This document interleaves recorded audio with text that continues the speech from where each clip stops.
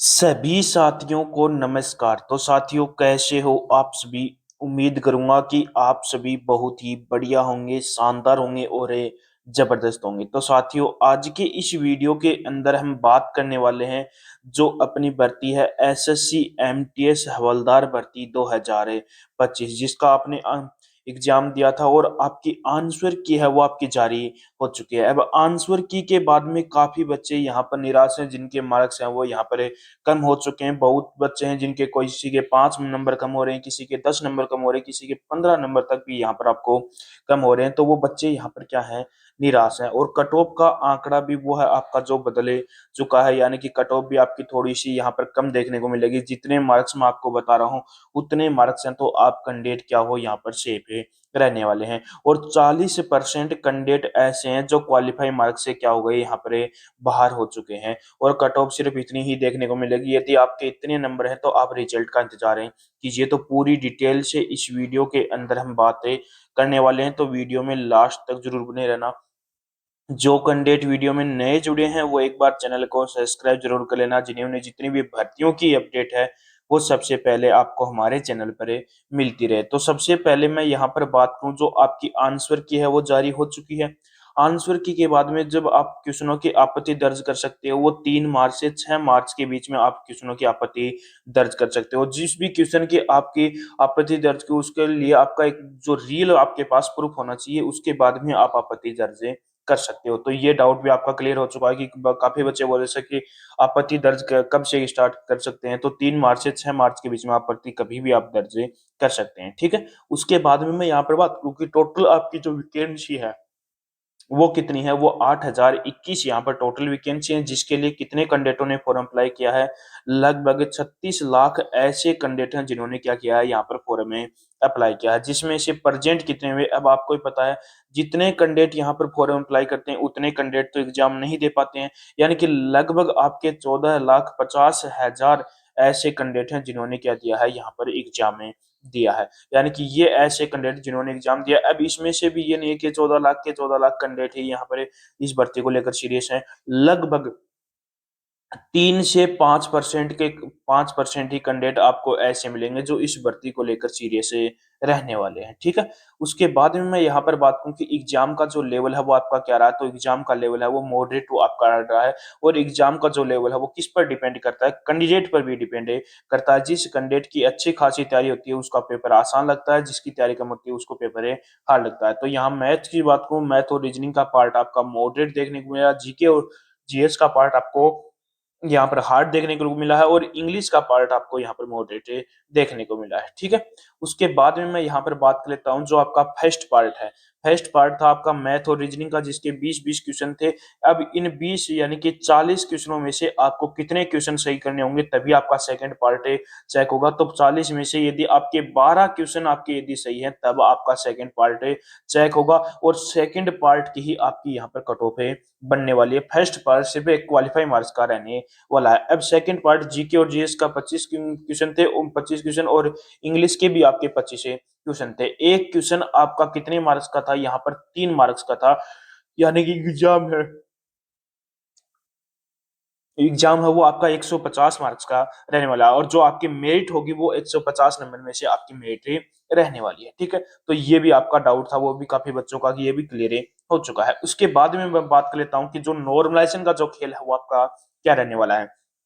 तो जो आपकी हार्ड शिफ्ट है उनके अंदर किसी शिफ्ट के अंदर 10 मार्क्स तक का नॉर्मलाइजेशन देखने को मिलेगा, किसी में 12 और किसी में 14 और किसी में 16 मार्क्स तक आपको यहाँ पर नॉर्मलाइजेशन में फायदा देखने को मिलने वाला है। हार्ड शिफ्ट में, हार्ड शिफ्ट भी आपको यहाँ पर बताऊंगा कौन सी हार्ड शिफ्ट है। मॉडरेट शिफ्ट के अंदर आपको 5 से लेकर 10 मार्क्स तक का यहाँ पर नॉर्मलाइजेशन में फायदा देखने को मिलने वाला है। इजी शिफ्ट के अंदर आपके मार्क्स हैं वो घटने वाले हैं। कोई शिफ्ट में 1, कोई शिफ्ट में 2, कोई शिफ्ट में 3 मार्क्स आपका यहाँ पर घटने वाला है। तो सबसे पहले मैं यहाँ पर हार्ड शिफ्ट की बात कर लेता हूँ। हार्ड शिफ्ट आपकी कौन कौन सी है। तो 17 फरवरी की फर्स्ट और थर्ड शिफ्ट हो गई, 4 फरवरी की थर्ड हो गई, 12 फरवरी की फर्स्ट हो गई, 20 फरवरी की फर्स्ट और सेकंड हो गई, 5 फरवरी की फर्स्ट और थर्ड हो गई, 11 फरवरी की फर्स्ट और सेकंड और थर्ड शिफ्ट हो गई, 9 फरवरी की फर्स्ट और थर्ड शिफ्ट हो गई, 13 फरवरी की फर्स्ट सेकंड थर्ड शिफ्ट हो गई, और 19 फरवरी की आपकी जो सेकंड और थर्ड शिफ्ट हो गई। ये शिफ्ट क्या है, आपकी हार्ड शिफ्ट है। इन शिफ्टों के अंदर जिस भी कैंडिडेट ने एग्जाम दिया तो किसी शिफ्ट में 10 मार्क्स, किसी शिफ्ट में 11, किसी शिफ्ट में 14 और किसी शिफ्ट में 16 मार्क्स तक आपको यहाँ पर नॉर्मलाइजेशन में फायदा देखने को मिलने वाला है इन हार्ड शिफ्टों के अंदर, ठीक है। उसके बाद में मॉडरेट शिफ्ट की यदि मैं बात करूं तो मॉडरेट शिफ्ट आपकी है 12 फरवरी की सेकंड और थर्ड शिफ्ट होगी, 18 फरवरी की थर्ड शिफ्ट होगी, 16 फरवरी की फर्स्ट और थर्ड शिफ्ट होगी, 6 फरवरी की फर्स्ट और थर्ड शिफ्ट होगी, 9 फरवरी की सेकंड, 19 फरवरी की फर्स्ट और 10 फरवरी की फर्स्ट सेकंड थर्ड शिफ्ट। ये शिफ्ट क्या है, आपकी मॉडरेट शिफ्ट है।